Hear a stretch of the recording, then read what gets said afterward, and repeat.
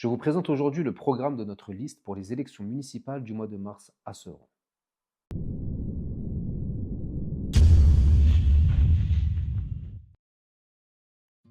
Bonjour à tous. Dans le cadre des élections municipales, j'ai insisté sur la nécessité d'agir pour la justice à Sevran.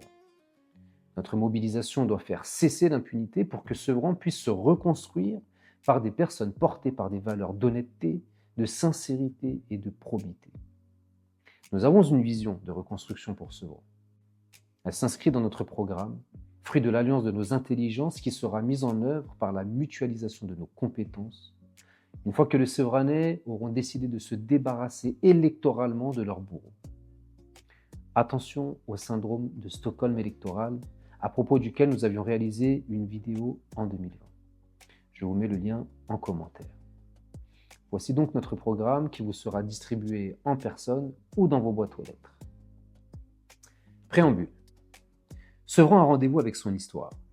Les 15 et 22 mars 2026, les Sevranaises et les Sevranais seront appelés à élire leur future équipe municipale pour les 7 prochaines années. Avec l'équipe du Renouveau à portée de main, RPM, fidèle aux valeurs des bâtisseurs d'égalité, nous avons mené une campagne fondée sur le respect, portée par la vérité.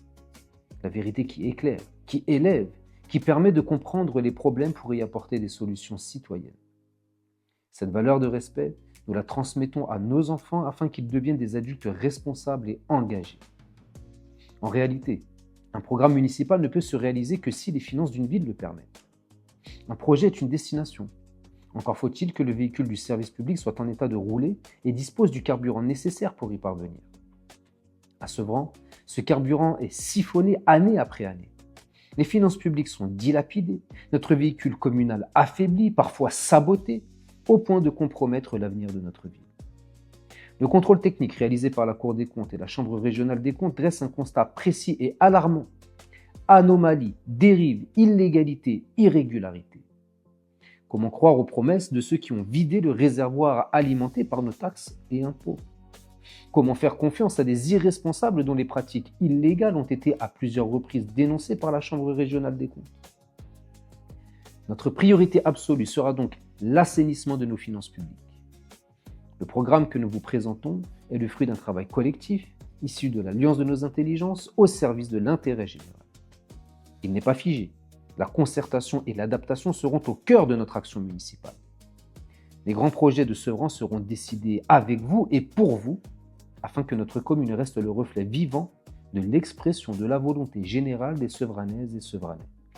Je suis Sullivan Jous, conseiller municipal, Sevranais de naissance, père de 3 enfants.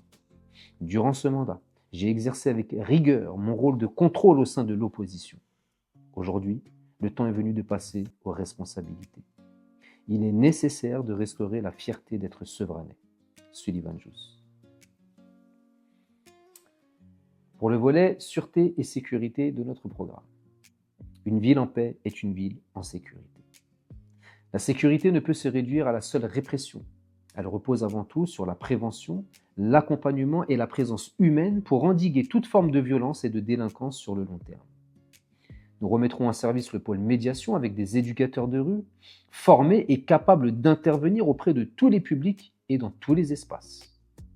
Leur mission sera de désamorcer les conflits, de recréer le dialogue et de prévenir les violences. Ils travailleront en complémentarité avec une police municipale de proximité qui doit être à l'image des valeurs que porte notre ville. Nous aurons une police municipale orientée vers la prévention, le conseil, l'accompagnement, l'information et l'orientation. Les effectifs et leurs missions seront adaptés afin d'assurer une présence quotidienne, visible et rassurante.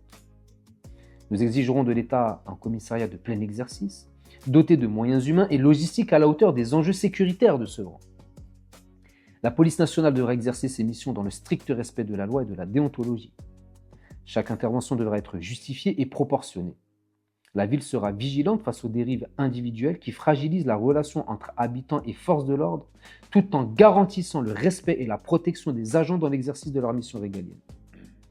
Parmi nos engagements, créer une maison du droit et de l'égalité pour offrir un accompagnement psychologique, administratif et judiciaire de qualité aux victimes d'infractions. Renforcer et adapter l'utilisation des caméras de vidéosurveillance pour aider à la manifestation de la vérité judiciaire en cas d'infraction. Créer une maison des arts martiaux et de la légitime défense afin d'enseigner le cadre légal et les gestes de soustraction à l'agression aux Sevranais de tous âges. Soutenir les associations sevranaises qui s'inscrivent dans la prévention de la délinquance et qui concourent à la découverte des métiers de l'ordre. Retour d'événements favorisant le lien police-population de type Proxred. Développer et moderniser l'éclairage public afin de sécuriser nos piétons en tout lieu, en priorité dans les zones de passage des travailleurs de nuit. Sécuriser les parcs et leurs abords, notamment le parc des Sœurs, source importante de nuisances en tout genre en plein centre-ville. Développer considérablement les interventions en milieu scolaire pour lutter contre le harcèlement et tout type de violence. Créer un numéro d'écoute et d'orientation 24 heures sur 24 pour les victimes d'infractions. Enfin, mettre aux normes de sécurité et d'hygiène l'ensemble des bâtiments communaux.